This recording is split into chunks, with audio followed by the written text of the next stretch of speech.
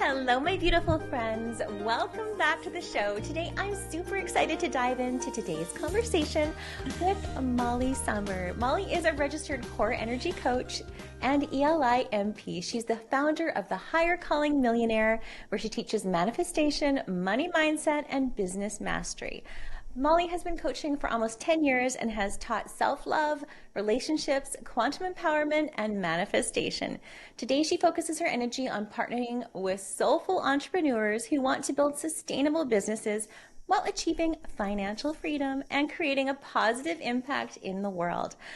And you guys, Mollie is also my bestie. She started as my coach about 4 years ago, and we developed an incredible friendship. So I am so excited to dive in today to share her heart with you because she is so full of so much wisdom. Without further ado, here is my buddy Mollie. Welcome. Thank you. I'm so excited to be here. Oh my goodness. I love you so much. I love you too, friends. So tell us who you are and what you are passionate about. Oh my goodness. How much time do you have? Like really? I know, right? We can talk I forever. I know. I am passionate about life. Like really, there isn't anything in life that I wouldn't try at least once. Yeah, And, one of my core values is adventure. And I yeah, fully believe that this life is an adventure. And I want to experience all of it, right? So the good, the bad, and the ugly yep, without judgment and learn as I go. I'm super passionate about learning every single day and teaching from that place. yeah. Yeah. I love that. So when we first started working together, it was a time when I was really undervaluing myself. I had energetic leaks all over the place, and I was completely overwhelmed, overworked, and exhausted, which is a place I know so many of your clients start to, and so many of our listeners are at. So maybe can you share what are some of the first steps, someone who may be feeling that way, and how they can start moving their way through that and out of it? Yeah. Honestly, can I share a little story here? Well, of course. I think we all go through this period of falling out of the matrix, Yeah. right? Myself, it was in 2016 when I was doing all the things, burning the candle at both ends, trying to be my most fittest and best self, but I was pushing myself beyond my limits. Yeah. And I ended up in the hospital. I was 38 years old and I thought I was having a stroke because I had been experiencing migraines for months and just ignoring the signs, not Yeah. listening to my body, pushing through horrible self-talk. And I ended up in the hospital because I could understand things cognitively, but I couldn't get the words out of my mouth. And it's ridiculous that it took me that long to get help. But I like to say I used to be a slow learner. Same. Right? Yeah. And so I ended up in the hospital and I was in the nursing station talking to the nurse, explaining what was going on. And she just looks at me and she goes, "Oh, don't worry about it. This is normal. I see it all the time." Yeah. And I was like, "I beg your pardon? What?" And a part of my ego was like, "What do you mean I'm not special?" Like, right? But being a nurse in the ER, she was used to it. It was normal for her because day in and day out, she saw people Yeah. in the same circumstance, burnt out, stressed to the max, full of anxiety, miserable, right? And sure enough, she hooked me up to an IV, put me in a dark room, and there were like 10 other people in there. And in that moment, I said, hell no. Yeah. I will not live in a society, in a culture, in a life where this is acceptable as normal. Yeah. And I made that choice. And that is where we all have to get to. Yeah. Everything starts with the choice of saying no to the pain and yes to yourself. Yeah. After that day, I stopped listening to the shoulds of my life and I started following my heart for the first time ever. At 38 years old, I was finally getting curious about what made me happy, about what lit me up, about what was important to me in my relationships and how my life was, right? Everything in our lives starts from the inside of us. Yeah. And the day we stop looking for that happiness and that satisfaction outside of ourselves is the day that everything changes. Yeah. I think it's really crazy how, and it's something that I was not even aware of, is how much of my own power I was giving away. And like and selling my time for so cheap, you Yeah. know? And like Yeah. I think self-value is really is something, I don't know if that's something that comes as we get older or like it's just a hard lesson that I've had to learn, but I know that's an area that you really focus on helping women with. So can you share a little bit about how you work with your clients to start valuing themselves? Yeah, absolutely. Self-value is a product of self-worth, right? And when we're in a business that is service-based, we compromise on our value because we believe that somebody else won't pay us for what we're worth, right? And so when I work with my clients, it's really about building that self-worth.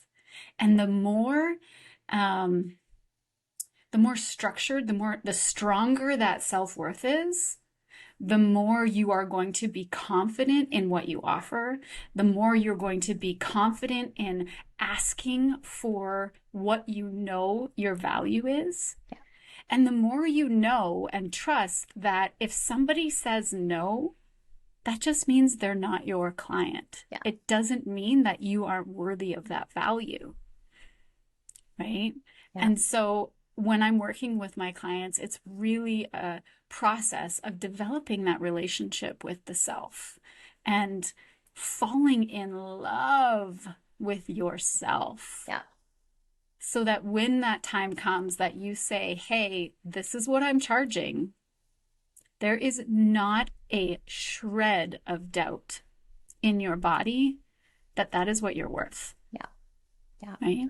When we were working together, I remember so clearly there was this time when I was very living from my brain and like doing all the things I should and the things that um, I felt that I should be doing or the way I should be behaving. And I remember so clearly when we were talking about, you're like, well, what does your heart say? And I was like, what do you mean, Mollie? Like, what does my heart say? She's like, and you're like, drop into your heart. Yeah. So can you share a little bit about living like a heart-based life and living from the feel good from your heart, not your head, and how to switch into that? Yeah. This, comes back to living aligned with who you are. Our heart, Yeah. if you place your hands on your heart, you can feel its beat, Hmm. its presence. And I love the image of like a Viking ship with the beating of the drum, the rhythm, right? And that beating of that drum is their guidance system, Mm. right? And coming back to that internal guidance system allows you to go wherever you want to go, right? And so when I started the journey of living from my heart, I remember telling people, I'm just going to do whatever's in my heart. And that went against everything Oh, my yes. family and my friends could understand as being a way of living, right? But now I can't not be in alignment with my heart. All of our inner genius, all of our ability to connect to flow, to creativity, to higher states of consciousness, that doesn't come from the mind, that comes from the heart, Yeah. right? And it comes from knowing how to tune in to that frequency and that connection that we all have the ability to do.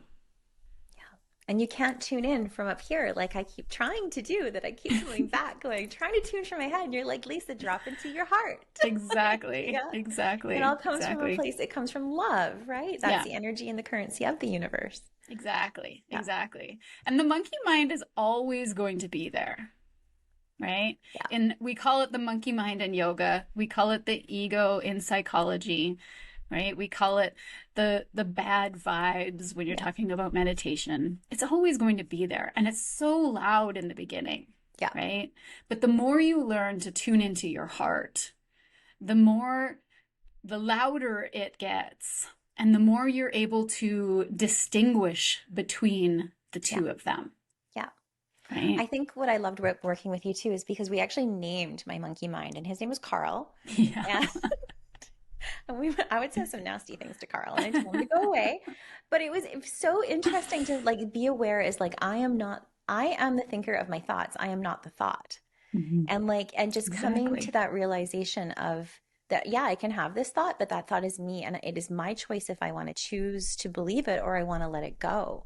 And I Absolutely. right, and I think that once you get into that space of that, um I guess just that recognition that just because you have a thought doesn't mean it's true Yep. is like life changing, Yeah, right? 100%. That's consciousness right there, Yeah.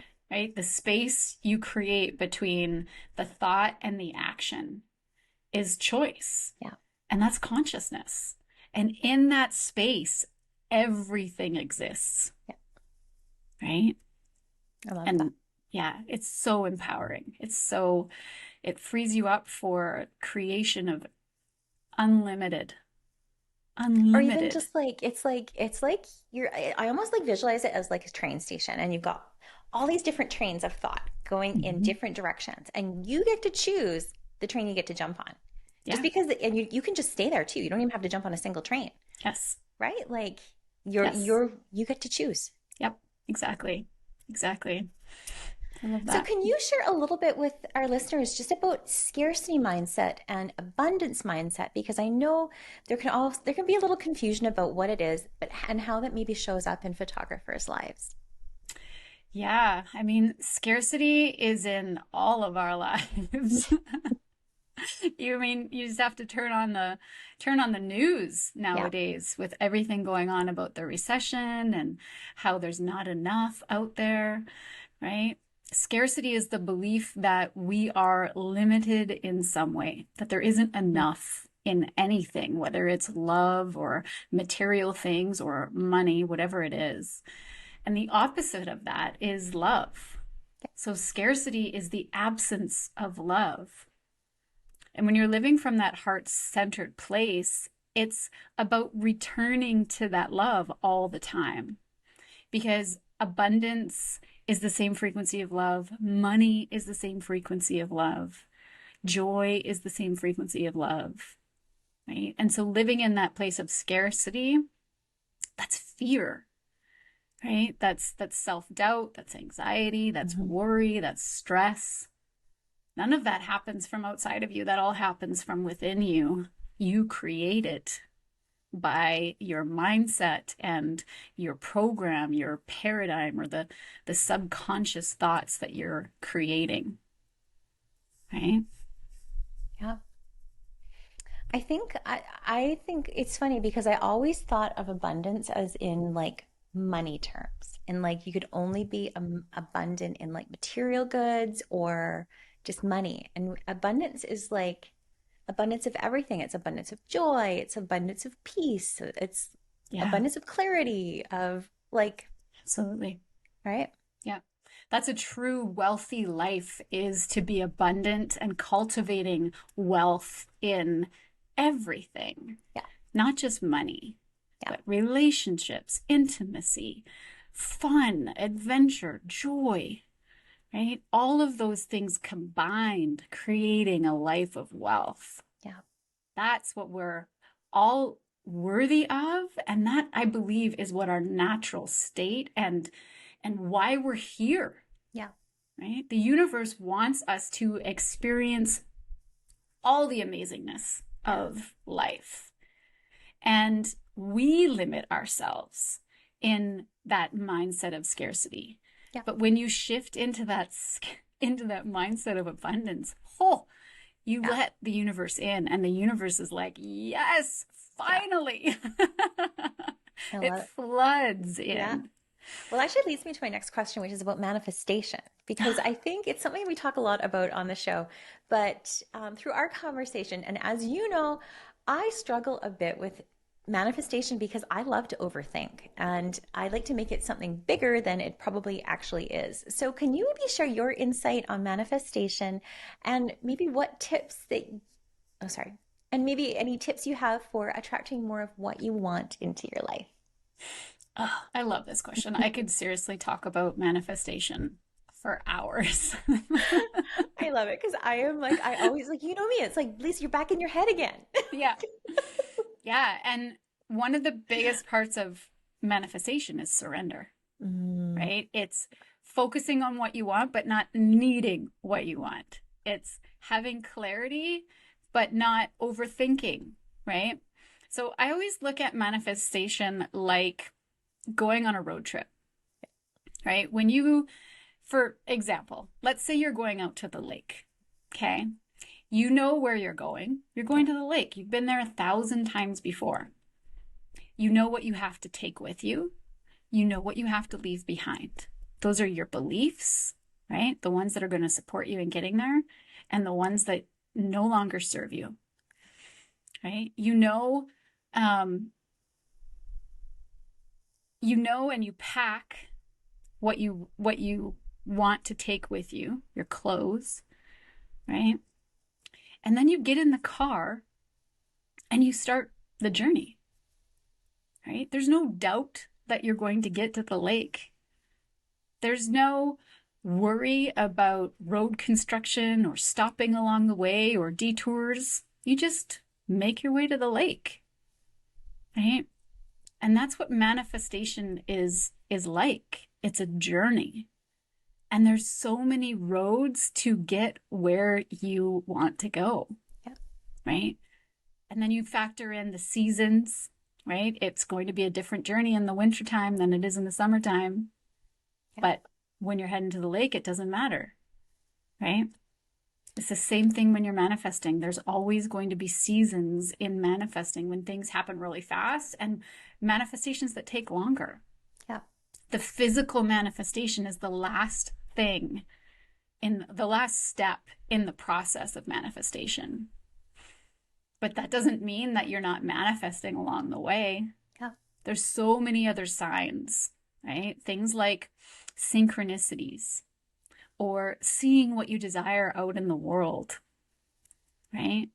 I used to get so upset when I saw somebody with something that what I wanted, right? Like a relationship. Oh man, when I was trying to manifest my quote unquote perfect relationship, and I would perceive somebody in like the most amazing relationship, I'd get upset, right? Yeah.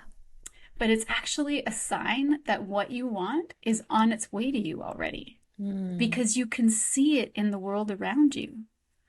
So that's an opportunity to be grateful and surrender and open to more ways of receiving.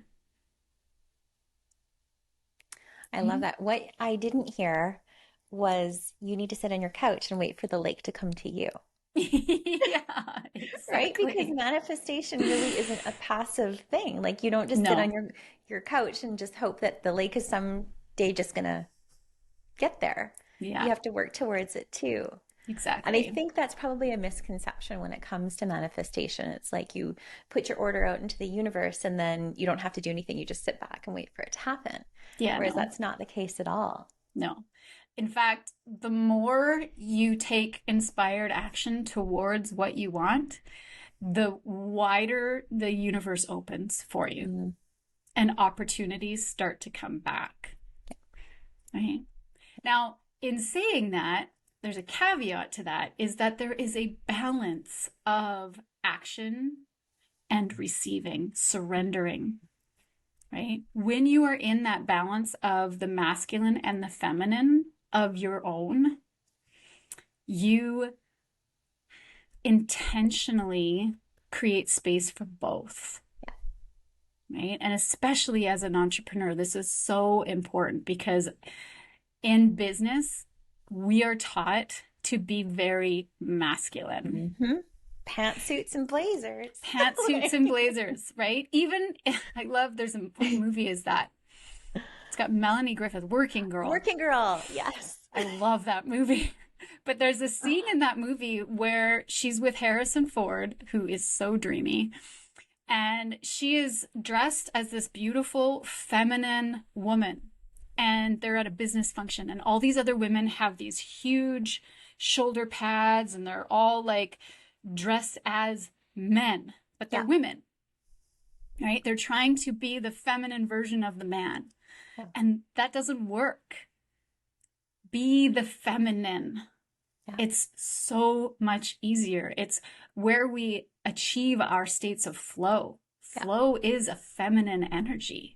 Intuition is a feminine energy, right? Surrender, receiving is a feminine energy. Creativity is a feminine energy. Exactly. And I really notice that when I'm really deep in my masculine and I'm just feeling like I'm being the big boss of my life, that's really when my creativity, it just dries up. Just by. Yep. Yep. Exactly. But in business, we, especially as women entrepreneurs, it goes against everything we've been taught. But if we actually do less and be more, so much more amazingness starts to happen, and we attract with ease and flow. It's beautiful.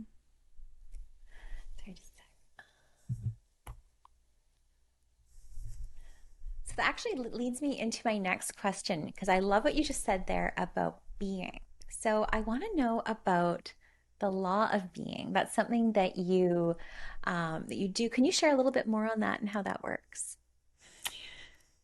Yes, I love the law of being. So tell us what it is.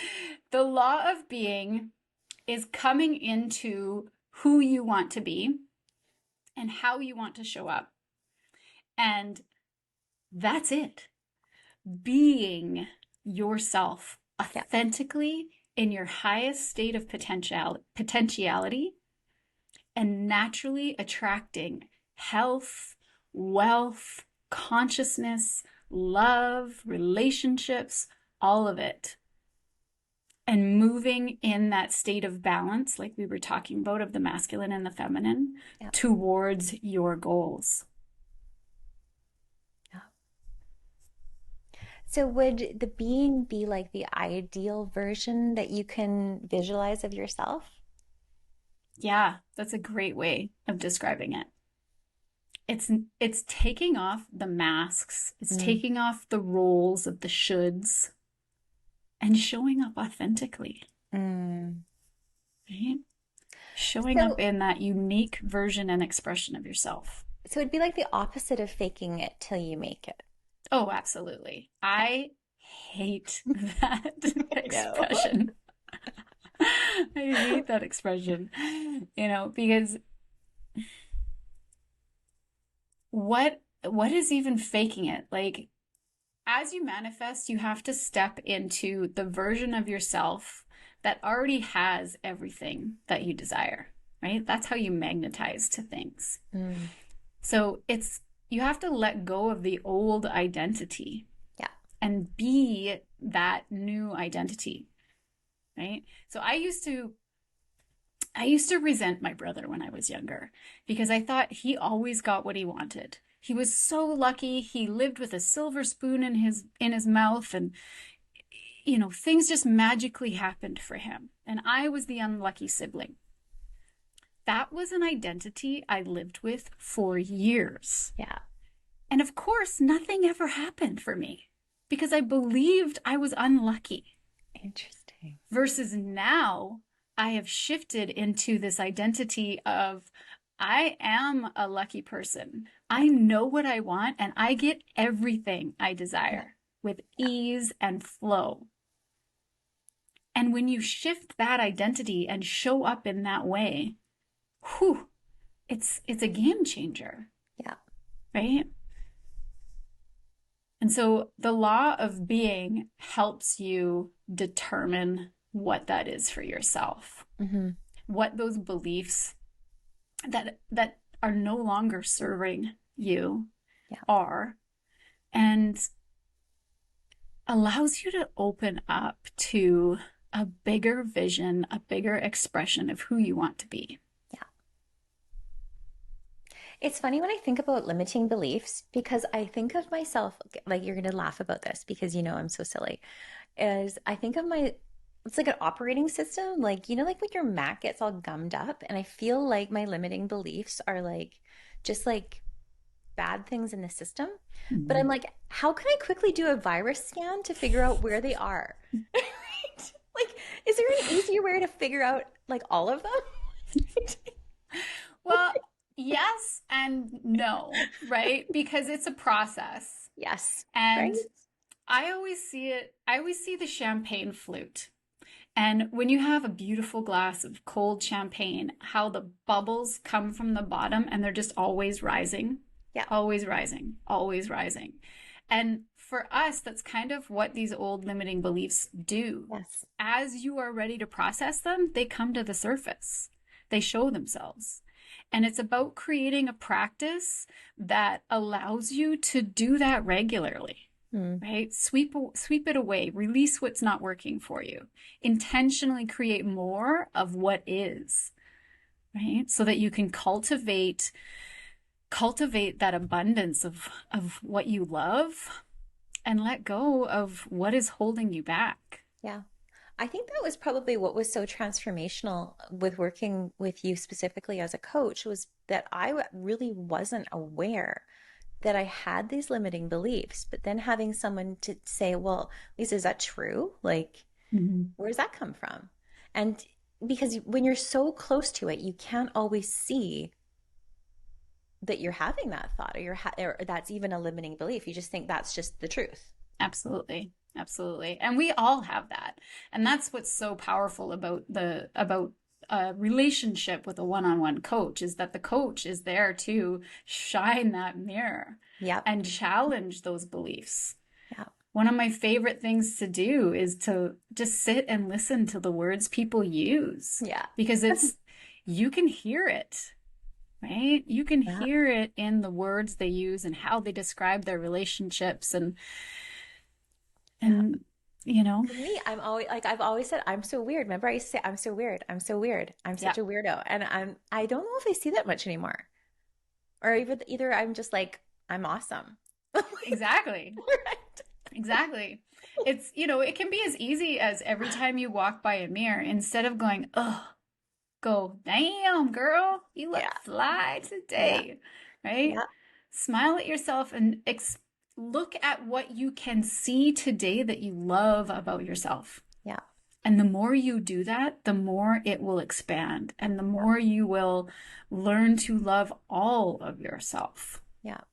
I think for me also was like specifically on my belief that I wasn't a good artist was something that I Mm, really had to be challenged on. And I still bump up against it.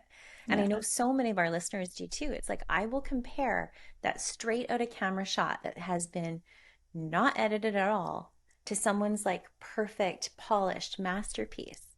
And it's like, okay, number one, what are you doing comparing? Mhm. And number two, you're a great artist. You just haven't polished it yet, man. Like, Exactly. right. Exactly. And I love that you brought that up because comparison is a sign of that old paradigm of low self-worth, Yes. right? Yeah. Those things that hold you back, things like perfectionism, imposter syndrome, critical self-talk, all of those things are signs that there is a program running that you are telling yourself that you are not worthy of blank. Yeah. Okay? Yeah. stop the program. I need a reboot. Exactly. Leave that old matrix. Oh. So we talked a little bit about this in the beginning, but I want to switch back about self-value and specifically with creatives, because I think that's something that we all really, really struggle with. We give away our time and our energy, and we tie our self-worth to the amount that someone is willing to pay us. Now, can you share how we can really move past this mindset and really learn to stand in your own power when maybe it's something that you just keep bumping up against? Money is a big one. Right? And like Yeah. self-worth, value money. It's like I raise my prices. Maybe I'm not getting inquiries. Maybe I'm not worth that. Yeah. Right? Yeah. Like, and that feels Yeah. devastating, It does. It right? does. I don't want it to. No. And you don't want to compromise on that, No. right? Because then you just go back into that old mindset. Raising your prices can be one of the most uncomfortable situations you put yourself in. But it's also one of the most valuable acts of self-love that you can give yourself. Yeah. Right? And the things that hold us back in money are our money stories, our perceptions around what value is,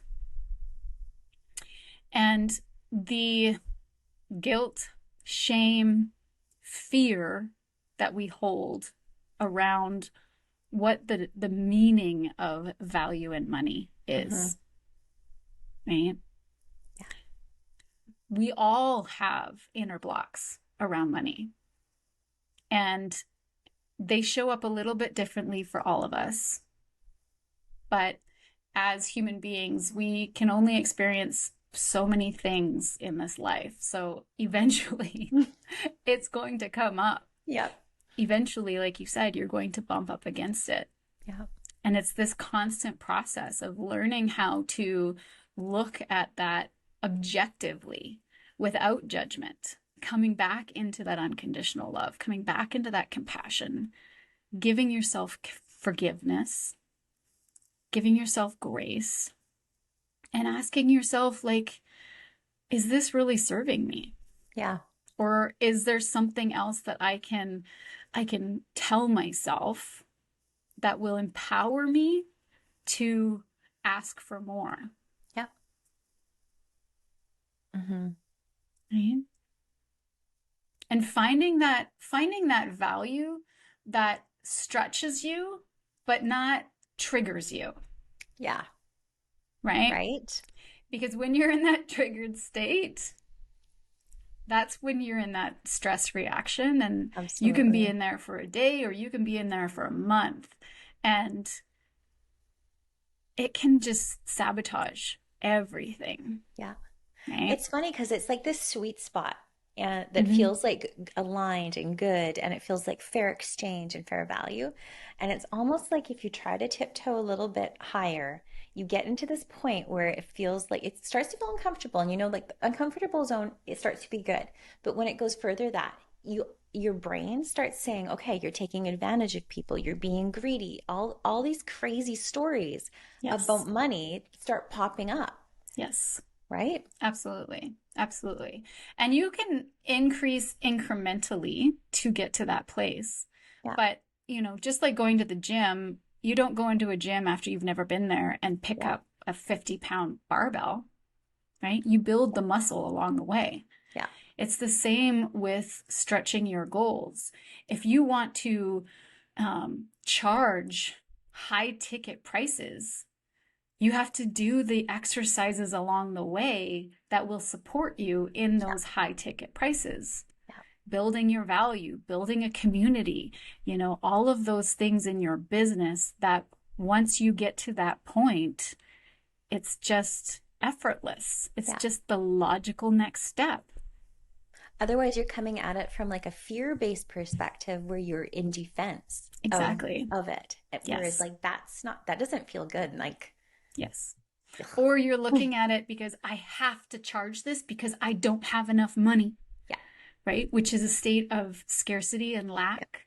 And then if you're in that state, you're just going to attract people who are It in just that state. perpetuates it. Exactly. And Yeah. nobody's going to pay what you think you're worth because you're Yeah. only attracting those people who can't see the value. Right? And it's just like, It's just like, you're just like, and you're like, how did I do this? You're like, I made my own hamster wheel. Ah. exactly, Yeah. exactly.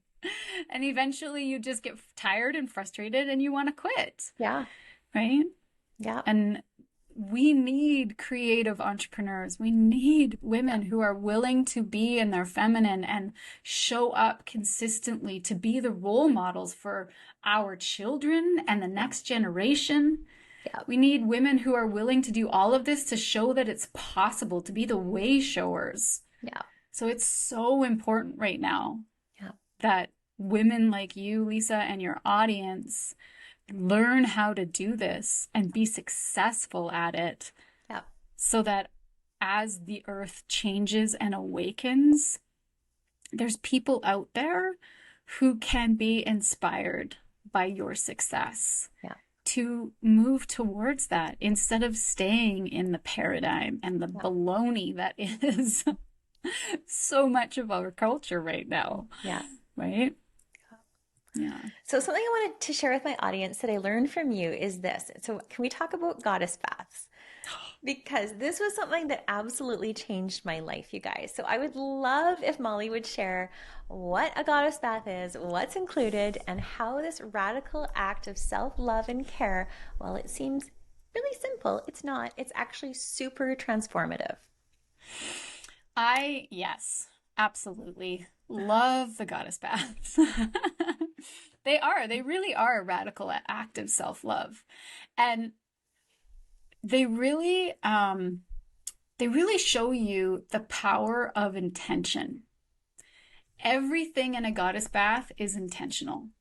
From the temperature of the water to the journaling beforehand to what you're putting in it to how you are being while you're relaxing in the bath. It's all intentional. And when you bring that all together and you allow yourself to surrender and open to receive, it's magical. Yeah. It's magical. I'm so happy that you love it as much as you do. I love it so much. I love it so much that I was like, Mollie, I'm going to talk about goddess bath. And I was like, can you like create something that our listeners can have so they can do them at home? So I know you have created a PDF for our listeners. So can you share how they can get their copy of how to do a goddess bath? Oh, absolutely. It's a little PDF that I created just for you because I know how much you love this. And I think you have the link, right? You'll put it in the show notes. We'll put it in the show notes. Yeah. So all you have to do is you click on that and put in your email and it'll get sent right to your inbox. And then start creating magic, right? It's right in there. I say, this isn't baking. I'm not a baker. I don't follow a recipe. I don't measure anything. No, exactly. You don't have to measure anything. It's not a science. So get your ingredients, get your tools, and then follow your intuition. Let your inner guidance show you the way. Yeah. And allow yourself to receive what's meant for you. Not everything is going to come through in, one-stop shop moment. But over time, the more you use this practice, the more you let go. And as you create space in the vessel, which is this body, the more divine love and energy flows into it. Right? And the more it flows in you, the more it flows out to the world. Exactly. Exactly. That's why, I fully believe that women are so, so powerful. Yeah. Because we take all of that love we give ourselves and we share it with everybody. Yeah. Yeah. I love it. So you ready for our lightning round? Yeah, no. Okay, coffee or tea? Coffee. Most luxurious vacation you've ever been on? I took myself to Hawaii a couple years ago. It was beautiful. Yeah. Favorite TV show as a kid? Oh, I don't know. There's so many facts of life. Last thing you did for yourself as an indulgence? Ooh, well, 2 weeks ago, I went to Nelson for the week spontaneously. It was amazing. What's for dinner tonight? Salad and chicken. Favorite guilty or not so guilty pleasure? Oof. I mean, I don't feel guilt that often Yeah, anymore because I think I deserve everything I want. love that. So, oh gosh, yesterday I had cake for lunch. Yeah, That was pretty amazing. So good. I love that. Oceans or mountains and why? I saw this question and I was like, oh, that's really hard. I think it's both, and Yeah, for two very different reasons. Um, Oceans are so grounding and they just represent abundance for me. So anytime I need to connect to that abundance, I go into the mountains. Whereas the ocean represents life and flow, and it doesn't stop, but it ebbs and it flows and it moves. And so like it's such an incredible teacher. And so like I said, I always listen to my heart, and if I go to the ocean, I go to the ocean. If I go to the mountains, I go to the mountains. love that. What is something you've accomplished as an adult that your younger self would be proud of? Mm.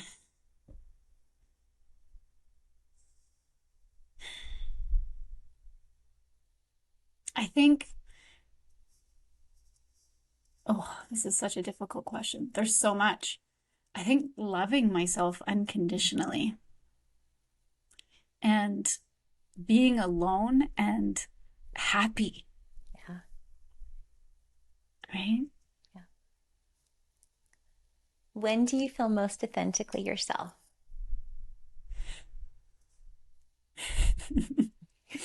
I think with my kids. Yeah. Yeah.